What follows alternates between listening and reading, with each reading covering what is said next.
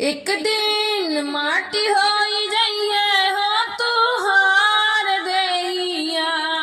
एक दिन माटी होई जाइए हो तुहार दैया। शिव गुरु के चरण में लगल नैया। शिव गुरु के चरण में लगल नैया। एक दिन माटी होई जाइए हो तुहार दैया। एक दिन माटी होई जाइए हो तुहार दैया। शिव गुरु के चरण में लागल नैया। शिव गुरु के चरण में लागल नैया। माई के गर्भ में करार कई के आईला।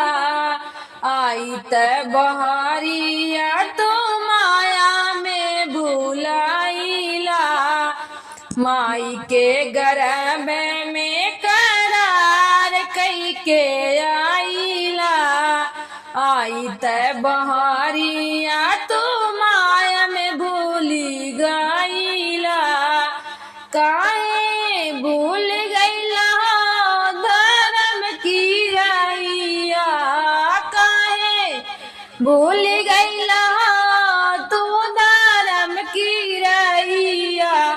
शिव गुरु के चरण में लगल नैया। शिव गुरु के चरण में लागल नैया। एक दिन माटी होई जाइए हो तुहार दैया। एक दिन माटी होई जाइए हो तुहार दैया। शिव गुरु के चरण में लागल नैया। शिव गुरु के चरण में लागल नैया। माटिया के तानावा पर काहे बागु मानवा। एक दिन जाए के माँ सबके समसनवा। माटिया के तानावा पे काहे बागु मानवा। एक दिन जाए के माँ सबके समसनवा। मिल जाइए माटी में तुहार दैया। मिल जाइए माटी में तुहार दैया। शिव गुरु के चरण में लागल नैया। शिव गुरु के चरण में लागल नैया। एक दिन माटी होई जाइए हो तुहार दैया। एक दिन माटी होई जाइए हो तुहार दैया।